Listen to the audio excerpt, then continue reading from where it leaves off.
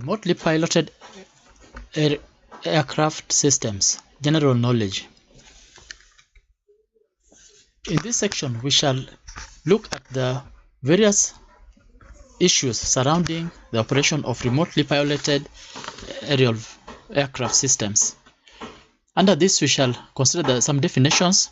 We shall look at the classifications, applications, design features of RPAS, design alternatives, selection of RPAS, and career outlook in RPAS. We'll start with the definitions. What really is an RPAS?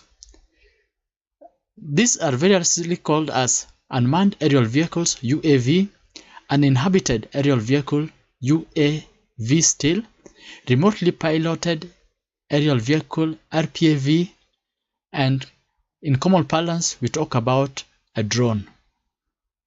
So what's in a name? Why does this device have so many names? We'll first of all start with actually defining what it means. This is an aerial vehicle that uses aerodynamic propulsion forces to sustain its flight along a prescribed path without an onboard pilot. So the key word here is that there's no pilot within the system.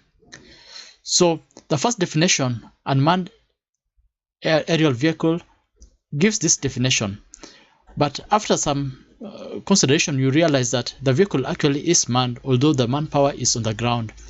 So that is why the term uninhabited aerial vehicle became popular at some time. More recently, the device became known as a drone, especially during the time of military operations in the Middle East by the USA. Once the vehicle started coming into civilian use, the International Civil Aviation Organization adopted the terminology remotely piloted aerial vehicles or remotely piloted aircraft system. This is the terminology that has been adopted by most regulatory authorities across the world. So the vehicle together with the control device is usually called the system, and that is why we talked about unmanned aerial system, UAS, or remotely piloted aerial system, RPAS. The aircraft, the UAV, may carry different payloads. This may include cameras, sensors, communication devices, and other payloads. So when you talk about a remotely piloted aircraft system, we include the fixed wing aircraft like the ones which were used in military operations like Predator, or the rotary wing which was initially used very much in agriculture like the Yamaha RMAX, the airship platform, or what is more popular nowadays, the quadcopter.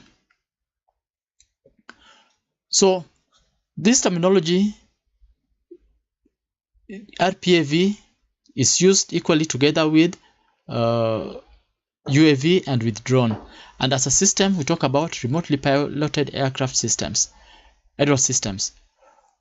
But in normal parlance and during these presentations, we shall refer to them as RPAS on the slides, but in talking, we shall consider them and refer to them as drones.